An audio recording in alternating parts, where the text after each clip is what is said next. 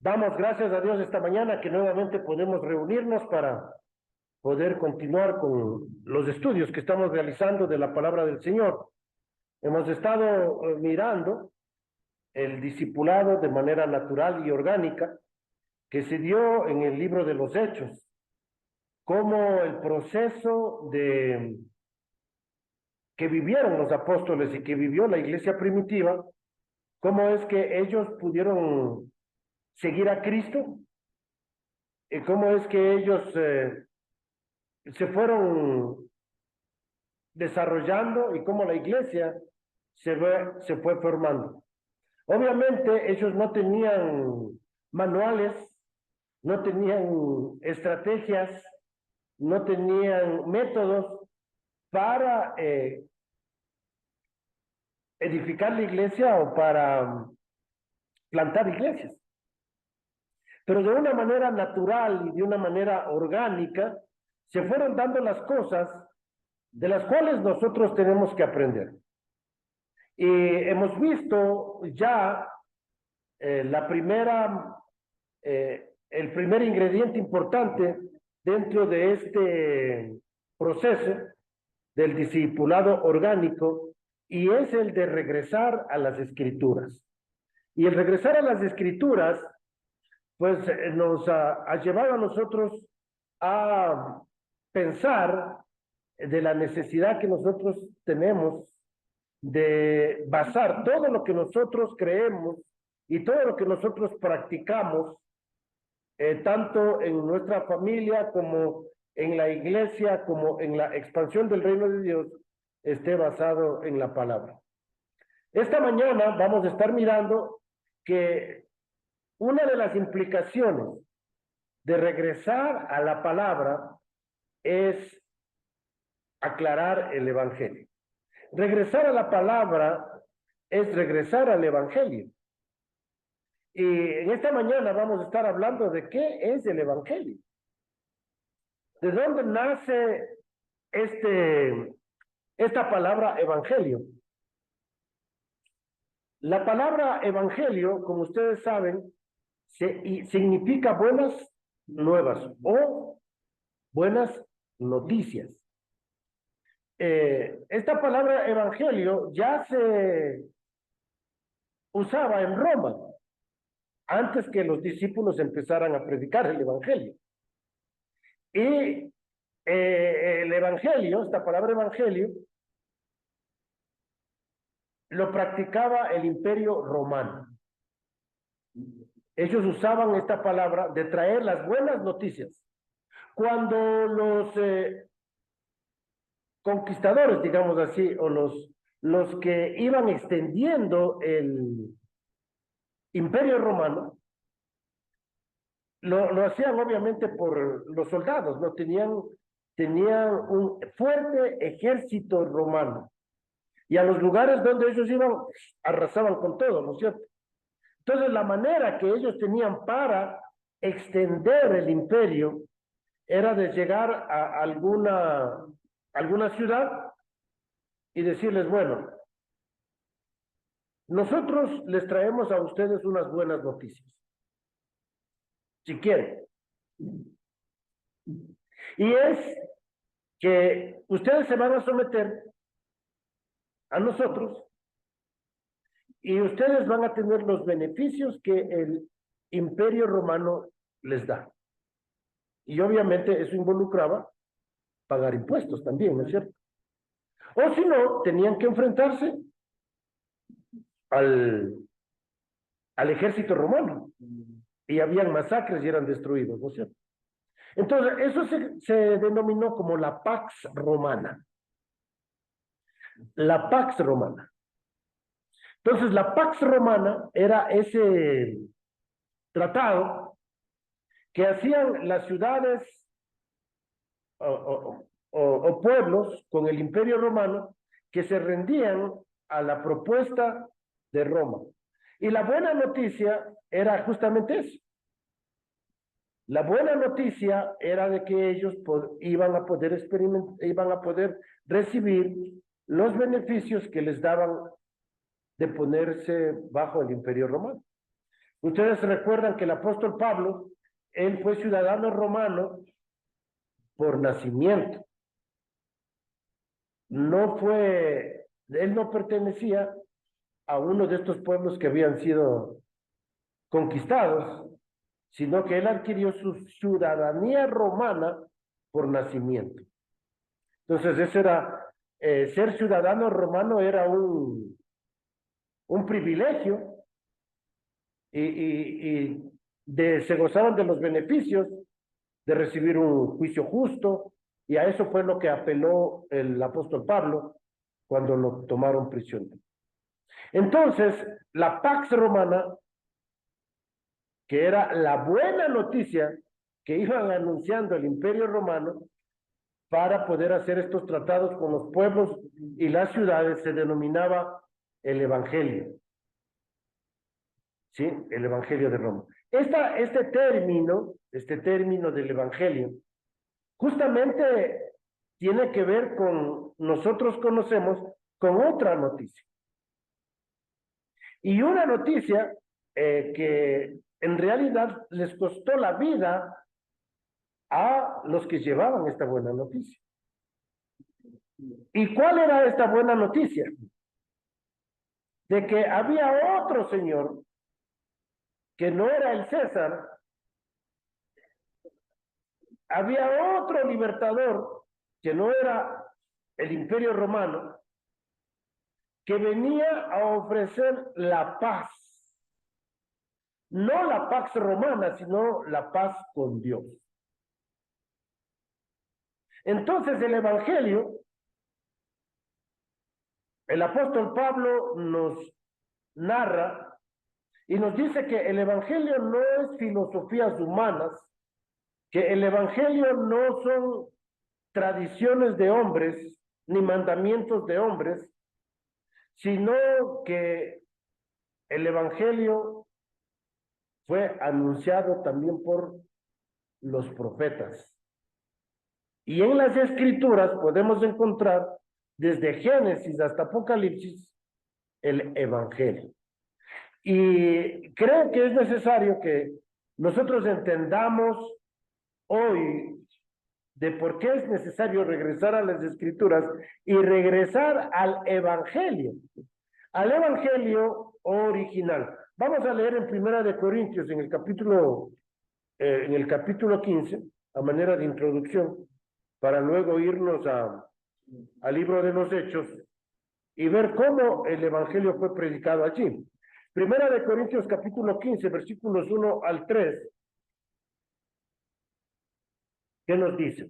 Dice: además os declaro, hermanos, el Evangelio que os he predicado, el cual también recibisteis, en el cual también perseveráis, por el cual asimismo, si retenéis la palabra que os he predicado, sois salvos, si no, creísteis en vano.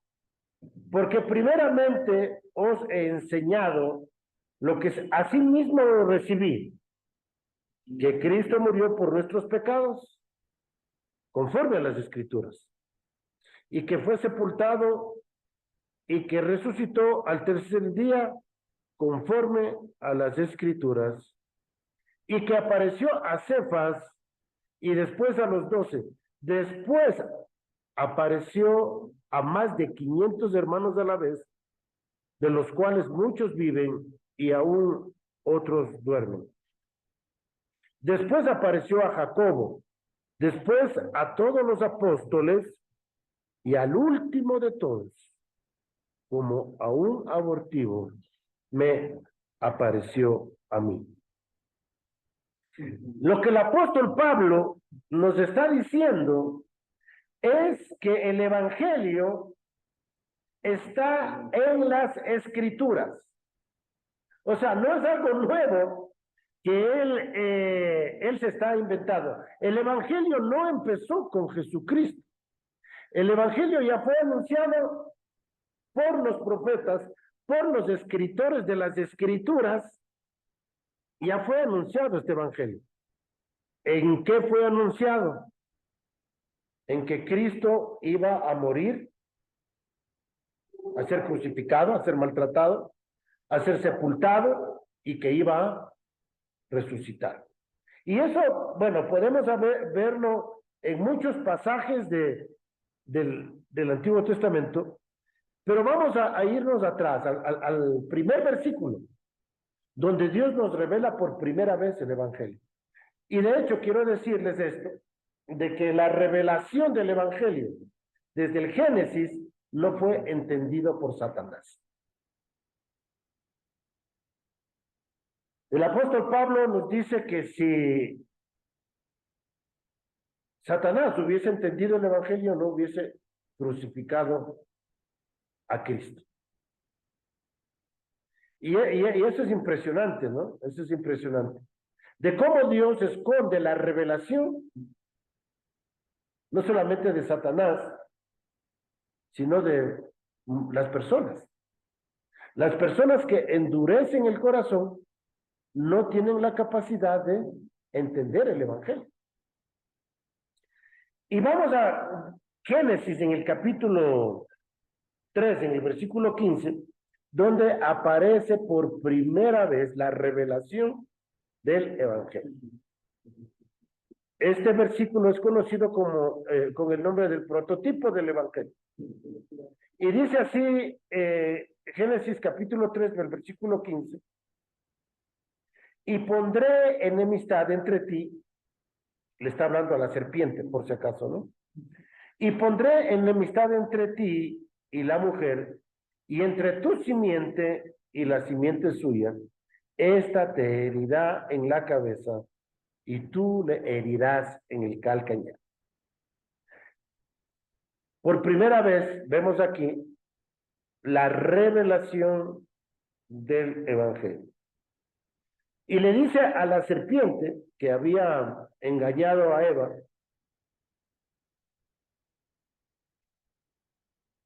y había convencido a Adán para que ellos comieran del árbol del bien y del mal.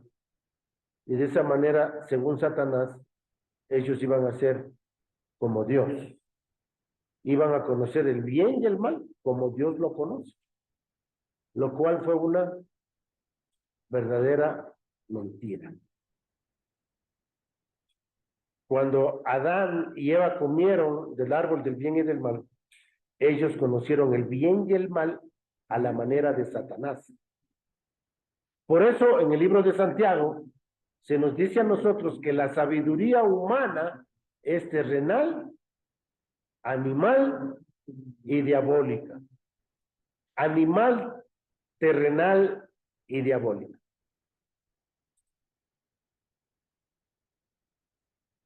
Y el hombre pasó a ser enemigo de Dios.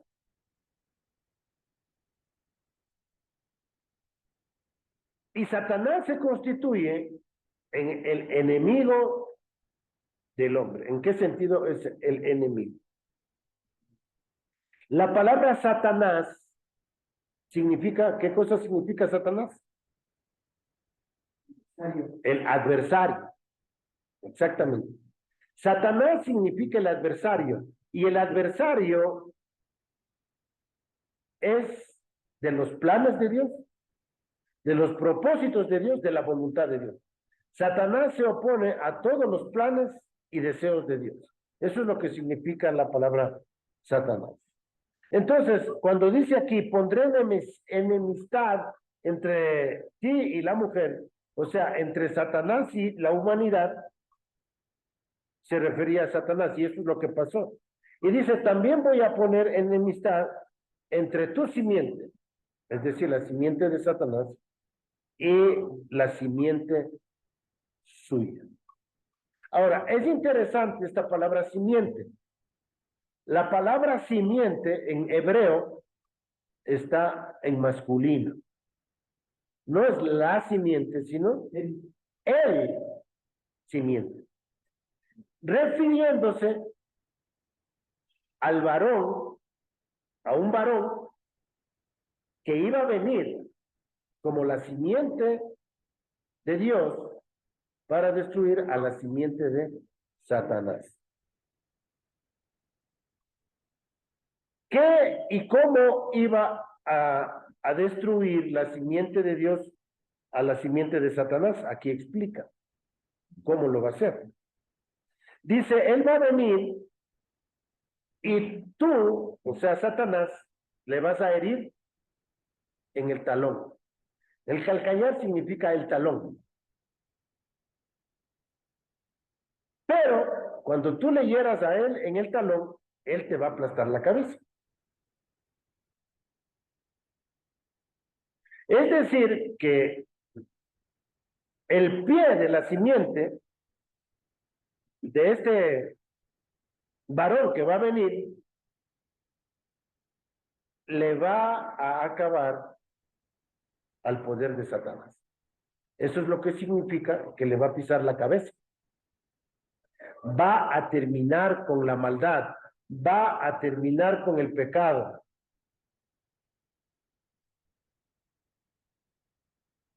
Y aquí la gran pregunta es, ¿por qué se llama a la herida en el talón herida? ¿Cuál es la herida que fue propinada por Satanás a la simiente de Dios? La cruz, la muerte. ¿Por qué se llama herida a la muerte? Se llama herida a la muerte porque Jesús resucitó.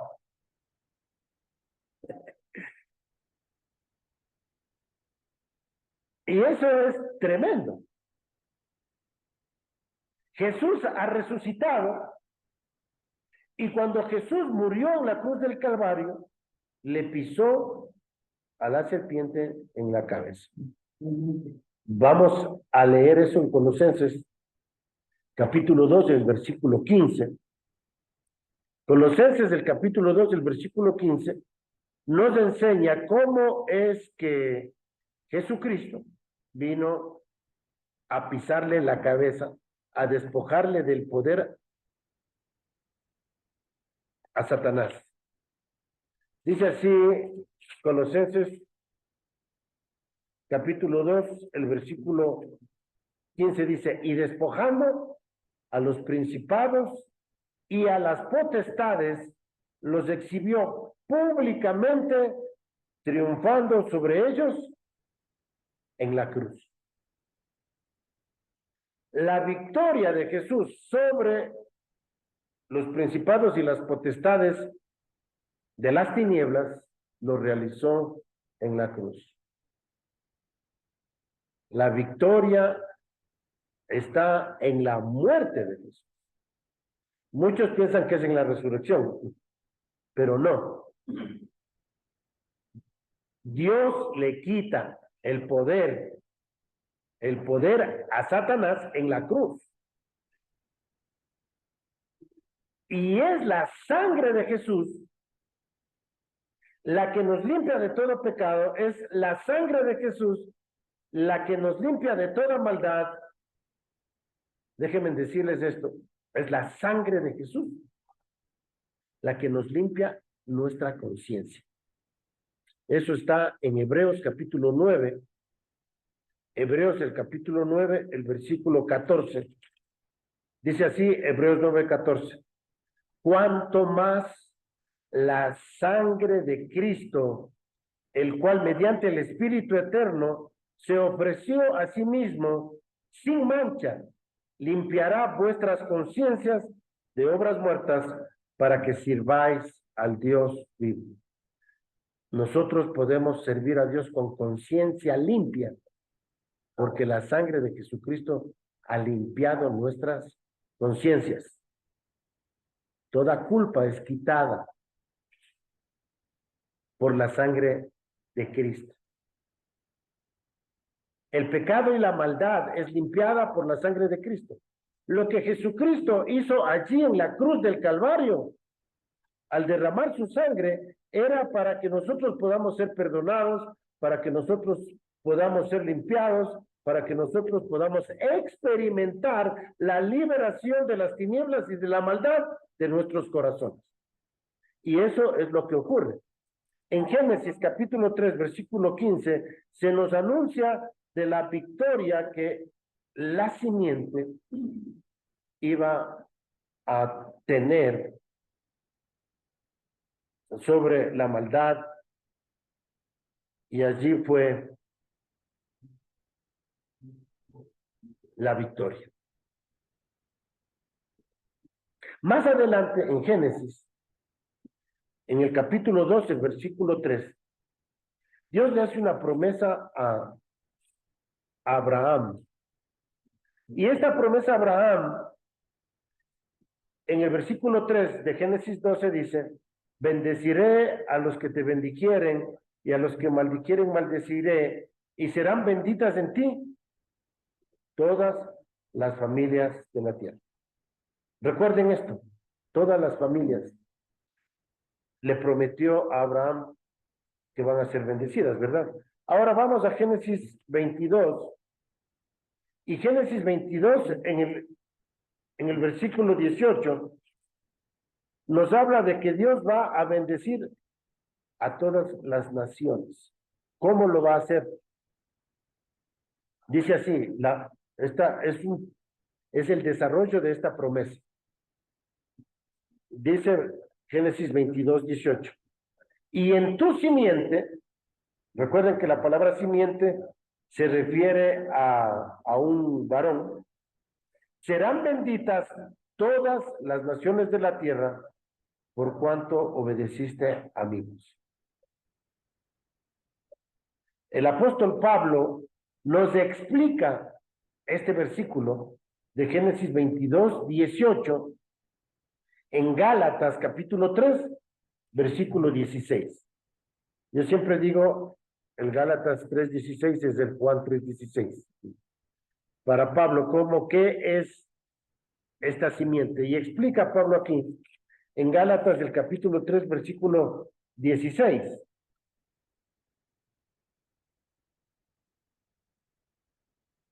Dice, ahora bien, a Abraham fueron hechas las promesas. Y dice, y a su simiente.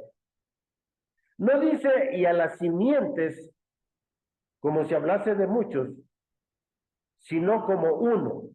Y a tu simiente, la cual es Cristo.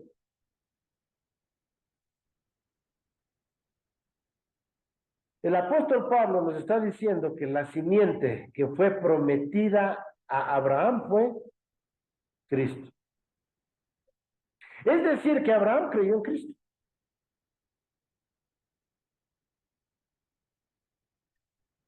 Lo que nos está diciendo la Biblia, entonces, es que las familias de la tierra van a ser bendecidas en Cristo.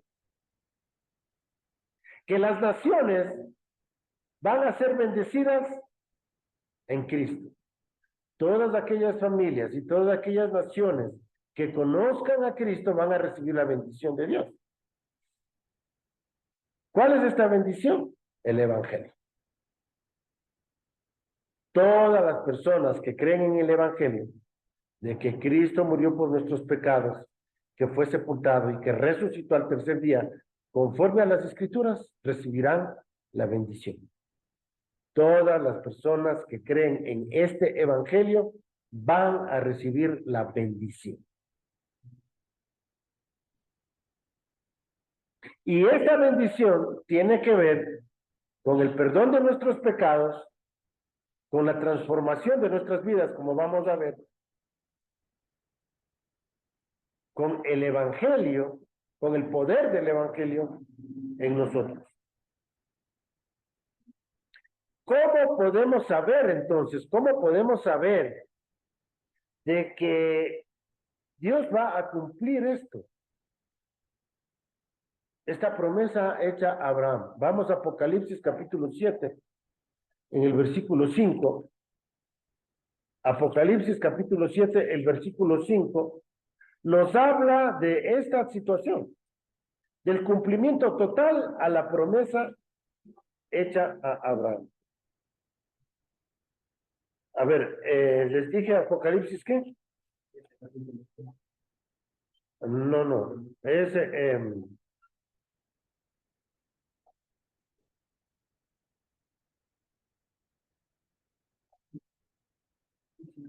Apocalipsis 5, el versículo, Apocalipsis 5, versículo 9. Dice, y cantaban un nuevo cántico diciendo, digno eres de tomar el libro y de abrir sus sellos, porque tú fuiste inmolado y con tu sangre nos has redimido, y con tu sangre has redimido para Dios de todo linaje y lengua y pueblo y nación. Ahí vemos el cumplimiento de la promesa de Dios a Abraham de bendecir a todas las familias y a todas las naciones. A las tribus y a las naciones, Dios los ha redimido con su sangre. Dios los ha redimido con su sangre. Miren lo que dice Apocalipsis capítulo 7, versículo 9, después de la gran tribulación. Después de esto miré y aquí una gran multitud, la cual nadie podía contar, de todas naciones y tribus y pueblos y lenguas que estaban delante del trono y de la presencia del Cordero, vestidos de ropas blancas y con palmas en las manos.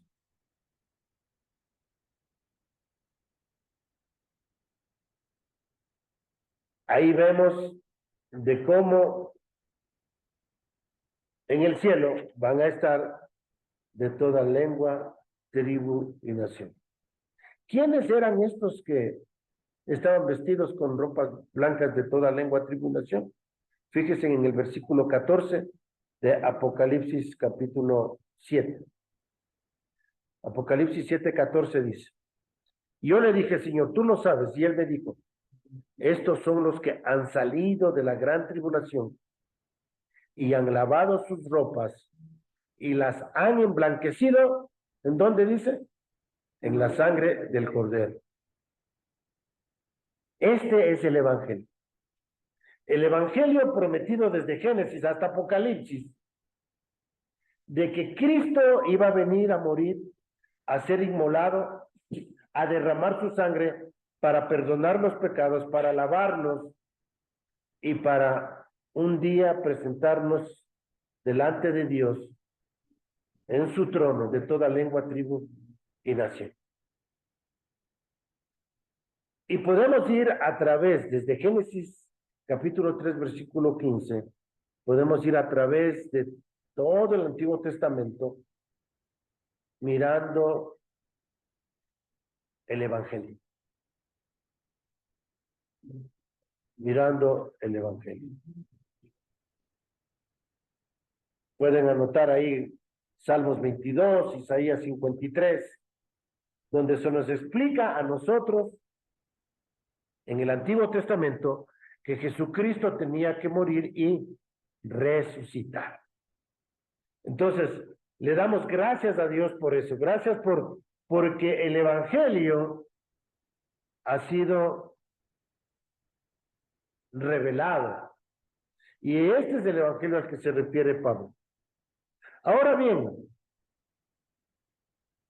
en la iglesia primitiva, en los primeros días del nacimiento de la iglesia, vemos esta prédica del Evangelio. Vamos a Hechos, en el capítulo 2.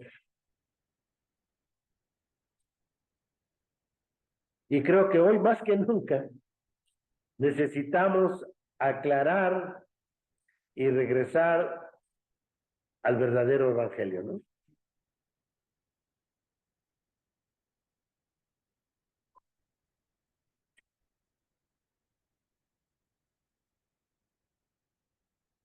Dice Hechos capítulo 2, versículo 14,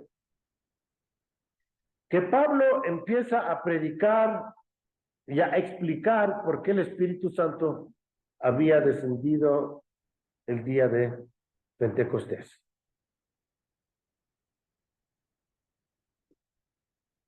Y Pedro, en Hechos capítulo 2, miramos allí que explica que el Espíritu Santo iba a descender según Joel capítulo 2, versículos 28 al 23, ya habíamos estudiado eso. Y también vemos que, leamos este versículo 22, Hechos 2, 22 al 23, dice: varones israelitas, oíd estas palabras. Jesús Nazareno, varón aprobado por Dios entre vosotros, con las maravillas, prodigios y señales que Dios hizo entre vosotros por medio de él, como vosotros mismos sabéis. A este, entregado por el determinado consejo y anticipado conocimiento de Dios, prendisteis y matasteis por manos de inicuos, crucificándole, al cual Dios levantó, suelto los dolores de la muerte, por cuanto era imposible que fuese retenido por ella. Y ahí Pedro va a citar el Salmo 16 del 8 al 11. Salmos 16 del 8 al 11, vemos allí de cómo en el Antiguo Testamento se nos habla de la muerte y resurrección de Jesús. Lo que Pedro nos está diciendo aquí es que al que ellos habían crucificado, Dios le había levantado de los muertos. Y ese es el mensaje que les hizo temblar. Fíjense en el versículo 37, cómo reaccionó Jerusalén, o el pueblo de Israel, al mensaje que estaba predicando Pedro. Dice el versículo 37 de Hechos 2, y al oír esto, se compungieron de corazón, y dijeron a Pedro y a los otros apóstoles: varones hermanos, ¿qué haremos?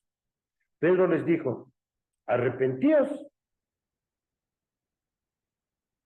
y bautícese en cada uno de vosotros en el nombre de Jesucristo para perdón de pecados, y recibiréis el don del Espíritu Santo. Quiero explicar este versículo porque a veces se presta para malas interpretaciones. Ellos escuchan el Evangelio, se dan cuenta que al que le crucificaron no es nada más ni nada menos que al Señor, es decir, a Jehová, a Dios hecho hombre.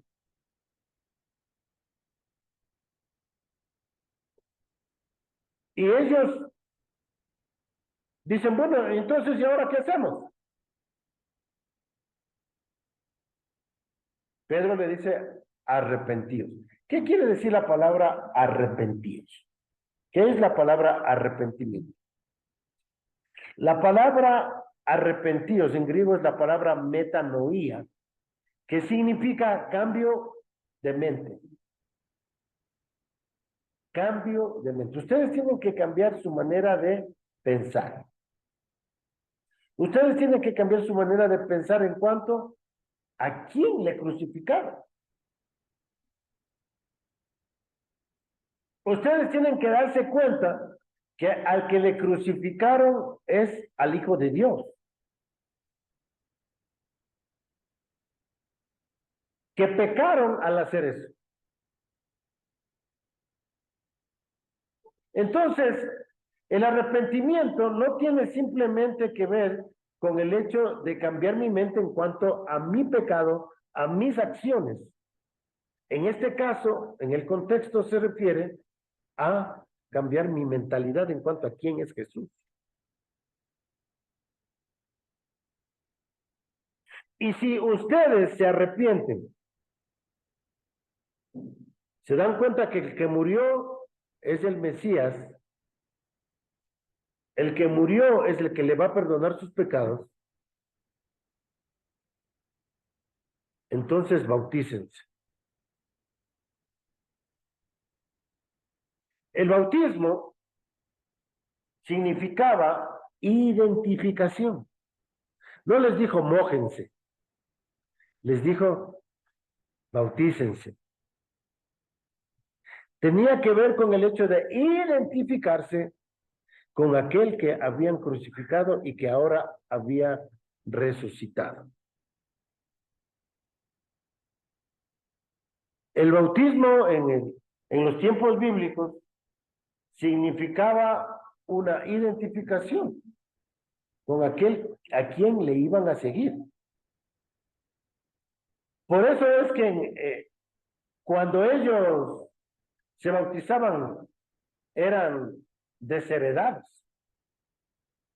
de su familia, eran apartados de la familia, era una herejía para los judíos que un judío se bautiza, porque estaban reconociendo que Jesús era el Hijo de Dios, era el Mesías, y que ahora Él estaba vivo, y que es el Señor, el Kyrios de sus vidas. Entonces, bautizarse en ese contexto no era lo que significa ahora bautizarse. Yo creo que debemos retomar y volver a esta perspectiva de lo que es el Evangelio y de quién es Jesús y de quién murió y quién resucitó, para que nosotros también reconozcamos que Jesús es el Señor de nuestras vidas.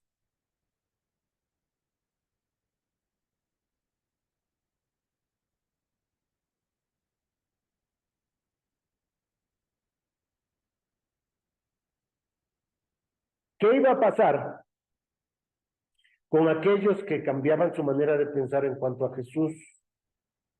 Con aquellos que aceptaban el perdón de pecados por creer en el derramamiento de la sangre de Jesús y por creer que Él iba a resucitar. ¿Qué iba a pasar con ellos? Fíjese en el versículo 38. ¿Qué iba a pasar con ellos? Según el versículo 38. Iban a recibir el don del Espíritu Santo. Y es aquí donde empieza una nueva era, la era pentecostal, y nosotros vivimos en la era post-pentecostal. Nosotros vivimos en una era, desde este día de aquí, desde el día de que fue predicado el Evangelio por el apóstol Pedro, hasta el día de hoy, todos aquellos que creen que Jesús vino para morir, para derramar su sangre y recibir el perdón de los pecados, reciben el Espíritu Santo. Por eso se llama esta la era de la iglesia. Porque en toda aquella persona que cree en Jesús y recibe el perdón de pecados y cree que la sangre de Jesucristo le limpia de todo pecado, en esa persona el Espíritu Santo viene a morar y su vida es transformada. Vamos a leer eso en Efesios capítulo 1, versículos 13 y 14, que ya en la iglesia primitiva pasó a ser la parte doctrinal de la iglesia. Y Pablo escribe las epístolas para que nosotros podamos entender la doctrina de la iglesia primitiva, ¿no? Fíjese en Efesios 1, 13 y 14 dice, en él también vosotros, habiendo oído la palabra de verdad, el evangelio de vuestra salvación, y habiendo creído en él, fuisteis sellados con el Espíritu Santo de la promesa. Cuando una persona ha creído en el Evangelio, dice aquí, es sellada con el Espíritu. Ahora, el problema es que nosotros decimos, ¿qué es creer en el Evangelio? Porque muchos dicen creer, pero ¿qué es creer en el Evangelio?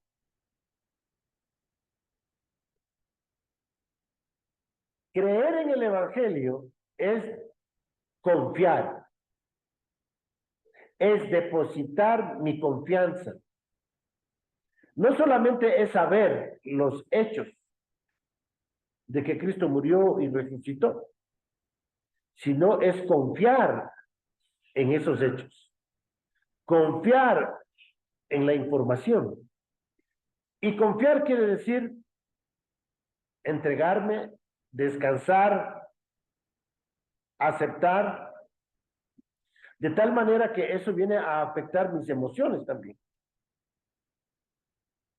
Me gusta esa ilustración que ponen de este hombre que caminó por la cuerda cruzando las cataratas del Niágara. ¿Han escuchado esa ilustración? Dice que en una ocasión un señor, y esto es realidad, cruzó, templó una cuerda del un lado. Ustedes saben que las cataratas del Niágara están entre las fronteras de Estados Unidos y de Canadá. Y allí él templó una cuerda y pasó caminando como con una carretilla para balancearse. Y pasó al otro lado, y cuando llegó al otro lado, toda la gente gritó, ¡bravo, bravo! Entonces él les preguntó, les dice, levantó la mano que hagan silencio, y dice, ¿ustedes creen que yo puedo pasar de nuevo? Y ellos dijeron, sí, que lo haga, que lo haga. Bueno, dice, ¿seguro? Sí. A ver, les voy a pedir a uno de ustedes que venga, se sube a una carretilla y cruzamos.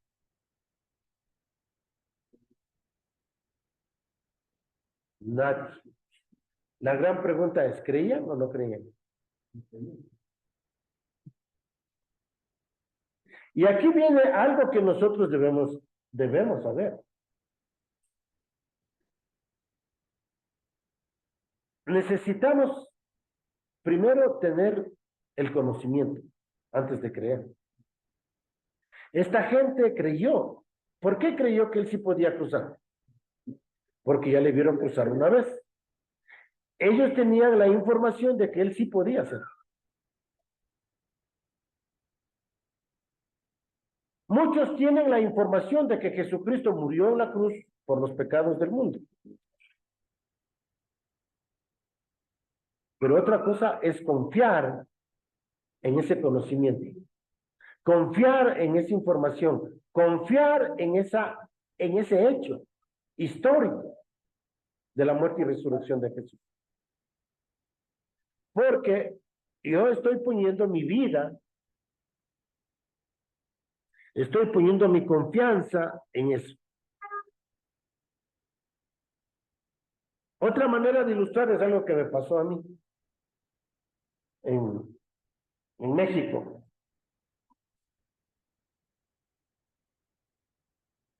En México, así entré en una iglesia, ¿no? Allí y habían como sillas como estas, pero eran más delgaditas. Entonces yo me senté y me recosté en la silla esa de plástico y ¡pam! Que se rompe la pata de atrás y yo que me caigo. Me dieron otra silla, pero en la siguiente silla que me senté, ya solo me senté al airito. Ya no puse mi confianza en esa silla. Y ahí, con eso que me pasó a mí, entendí un poquito más qué quiere decir confiar. He depositado mi confianza en Jesús, es decir, he puesto mi vida y me puedo sentar tan cómodo allí, sabiendo que Él me va a sostener, que Él me va a guiar, que Él tiene lo mejor para mi vida. He puesto mi confianza en Él.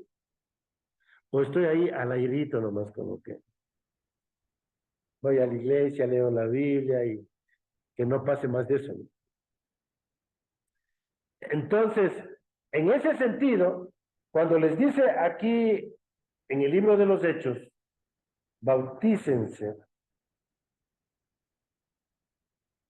y reciban, arrepiéntanse, bautícense, crean, es en ese sentido. Creer en el Evangelio es confiar, es descansar. Algunos les llaman esto tener fe ciega, pero no creo que esa es la palabra correcta. Es confiar plenamente. Confiamos plenamente en que Él ha perdonado mis pecados. Confiamos plenamente en que si yo muero, voy a ir al cielo, voy a ir con Él. Confío yo en eso. A eso se refiere regresar al Evangelio.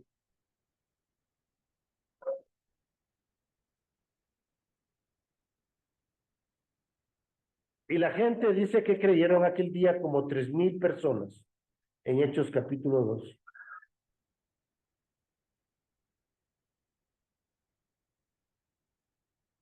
Y dice el versículo 41 de Hechos 2.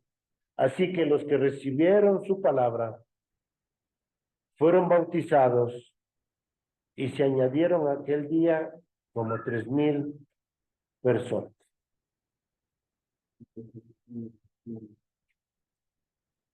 Pasamos a ser parte de la iglesia de Cristo, los que hemos confiado.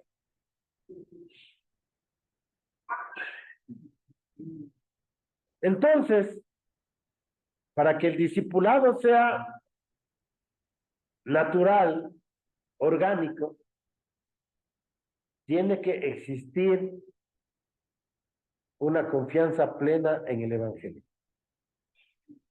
Yo no sé qué piensan ustedes, pero hoy en día, necesitamos regresar a estas cosas que son básicas al Evangelio. Espero que lo que hemos hablado en esta mañana, el Señor lo pueda utilizar. Aquellos que puedan ver este video lo puedan compartir con otros. Y pues, si tienen preguntas, pues pueden hacerlo. Escribir aquí en el Facebook o en el YouTube. Sería interesante recibir algunas de sus notas. Vamos a orar. Señor, te damos gracias porque tu palabra es clara.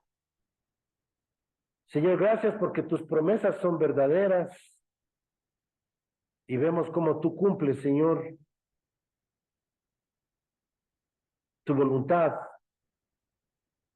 Y cómo tú haces, Señor, que las personas puedan ser salvas, puedan confiar en ti, puedan experimentar el cambio de vida a través de escuchar este poderoso evangelio.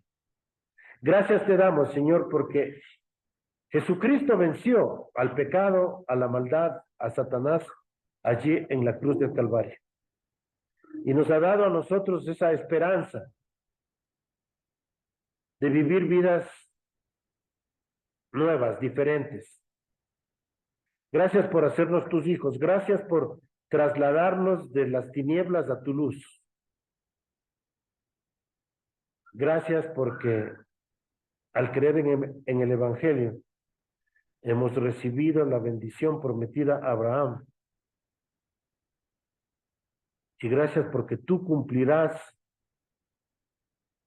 absolutamente todas tus promesas y un día estaremos en tu presencia de toda lengua, tribu y nación. Señor, gracias te damos en el nombre de Jesús. Amén. Bendiciones, estaremos en contacto en la próxima semana.